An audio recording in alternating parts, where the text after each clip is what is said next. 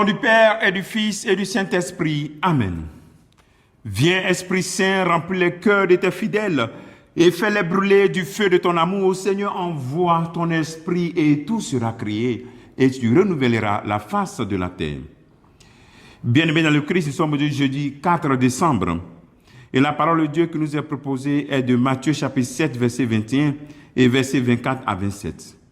En ce temps-là, Jésus disait à ses disciples, « Ce n'est pas en me disant « Seigneur, Seigneur » qu'on entrera dans le royaume des cieux, mais c'est en faisant la volonté de mon Père qui est aux cieux. Ainsi, celui qui entend les paroles que je dis là et les met en pratique est comparable à un homme prévoyant qui a construit sa maison sur le roc.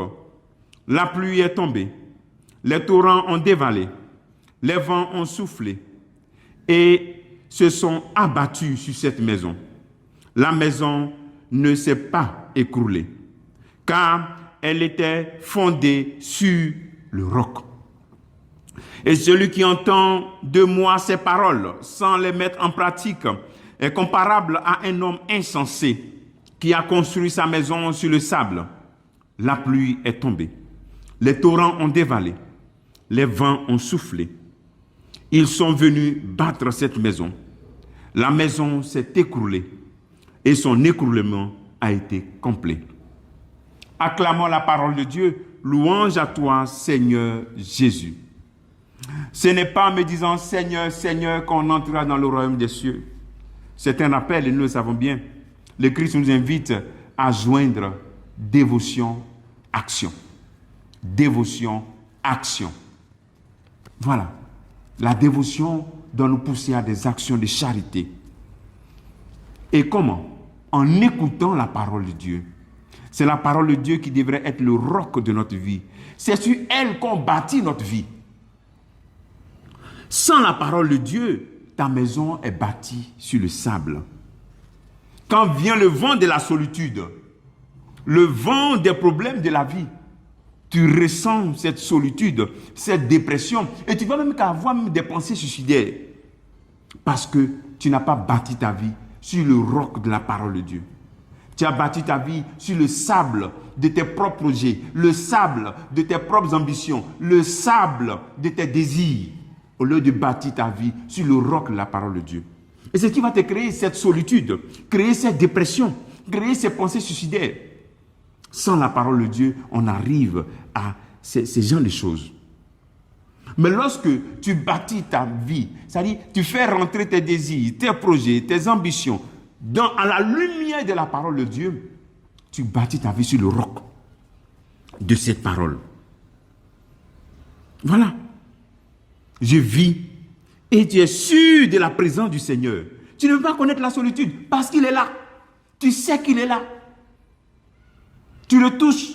Ce n'est pas seulement que tu parles, tu le touches, tu le prends. Et il se fait présent encore plus. Parce que pour toi, il est ton essentiel. Et nous avons besoin de ça, de faire de Jésus l'essentiel de notre vie. Et donc, tu ne connais pas la solitude. Tu ne vas pas dire, je suis seul. Tu ne vas pas en train de compter ton âge. Mais Jésus est là, il est avec toi. Que les gens parlent, les gens disent, non, il est seul, il n'est pas marié, il est quoi, il est ceci, il est cela. Laisse les gens parler.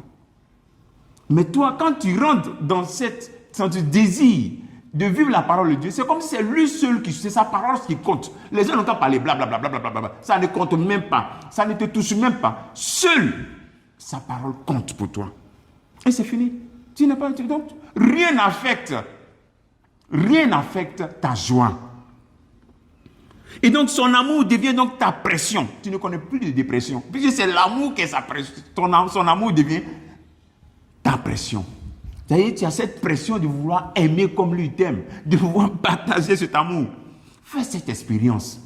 Parce que la parole de Dieu, ce n'est pas pour les extraterrestres. Ce n'est pas pour les gens qui sont au ciel. C'est pour nous. Dieu ne peut pas envoyer son fils et puis nous parler, et puis nous donner une parole, et puis on dit non, c'est compliqué d'accomplir ça, c'est trop difficile. C'est pour toi. C'est pour cela qu'à travers les sacrements, Dieu te donne la force. À travers le baptême, tu es prêtre, prophète, reine. Il te donne encore l'Esprit Saint pour que tu sois capable de dire oui, cette parole est pour moi. Bâtis ta maison, ta vie sur la parole de Dieu. Lis-la et puis applique-la. Ne regarde pas les gens qui vont dire tu es différent. Tu veux dire quoi? Toi, tu veux nous prouver quoi? C'est pas ça qui compte. Quand tu rentres dans cette logique, c'est la parole de Dieu qui compte. Et tu verras que ces mêmes qui vont te rabrouer, ces mêmes vont après faire tes louanges. Que Dieu te bénisse. Hein? Le travail que tu fais en ce jour, c'est de te retirer.